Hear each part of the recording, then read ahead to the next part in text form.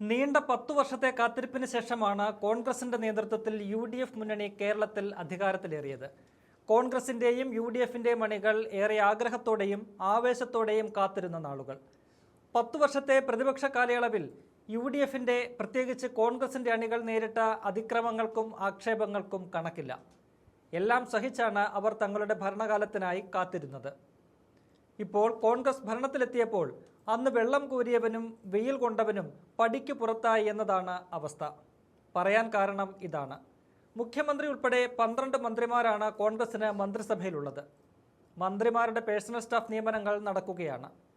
മന്ത്രിമാർ അവരവർക്കിഷ്ടമുള്ളവരെ തിരികെ കയറ്റുകയാണ് എന്ന വിമർശനമാണ് ഇപ്പോൾ ഉയരുന്നത്.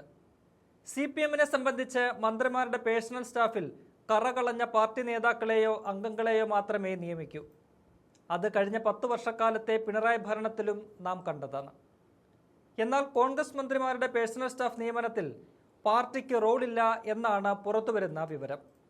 അതേസമയം ഘടകകക്ഷിയായ മുസ്ലിം ലീഗ് പാർട്ടി വഴി തന്നെയാണ് നിയമനങ്ങൾ നടത്തുന്നത്. കോൺഗ്രസിൽ പക്ഷേ മന്ത്രിമാരുടെ താൽപ്പര്യം മാത്രമാണ് പരിഗണിക്കുന്നത്.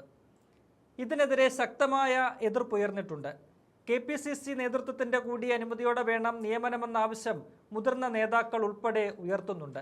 അതിന് കാരണമുണ്ട്. പേഴ്സണൽ സ്റ്റാഫിന്റെ വീഴ്ച മന്ത്രിമാർക്ക് വിനയാകും.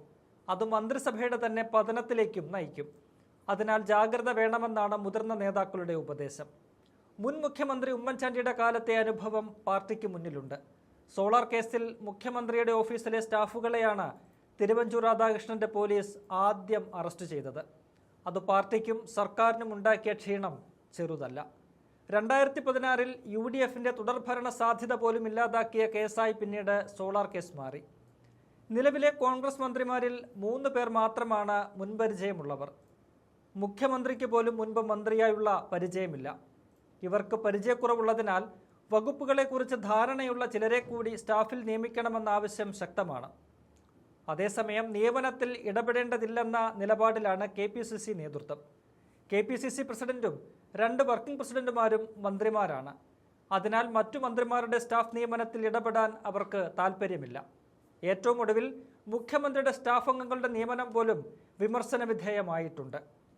പ്രസ് സെക്രട്ടറി, മാധ്യമ ഉപദേഷ്ടാവ് സ്ഥാനങ്ങളിൽ നിയമിച്ചിട്ടുള്ളവർക്ക് എന്തു പാർട്ടി ബന്ധമെന്നാണ് അണികൾ തന്നെ ചോദിക്കുന്നത്. അതുപോലെ ഓരോ സ്ഥാനങ്ങളും കോൺഗ്രസ് അധികാരത്തിലെത്തുമ്പോൾ മന്ത്രിമാരുടെ പേഴ്സണൽ സ്റ്റാഫിൽ ഉൾപ്പെടെ പരിഗണന കിട്ടുമെന്ന പ്രതീക്ഷയിൽ കഴിഞ്ഞിരുന്ന നിരവധി സാധാരണ കോൺഗ്രസ് നേതാക്കളുണ്ട്. അവരാണ് പാർട്ടിക്ക് വേണ്ടി കഴിഞ്ഞ കാലങ്ങളിൽ പോരാടിയത്. എന്നാൽ അവരെയെല്ലാം അവഗണിച്ച് തങ്ങൾക്ക് താല്പര്യമുള്ളവരെ മാത്രം സ്റ്റാഫ് അംഗങ്ങളാക്കി മുന്നോട്ട് പോകാനാണ് മന്ത്രിമാരുടെ നീക്കം. അത് യഥാർത്ഥ കോൺഗ്രസ് പ്രവർത്തകരോട് ചെയ്യുന്ന വഞ്ചനയായേ കാണാനാകൂ.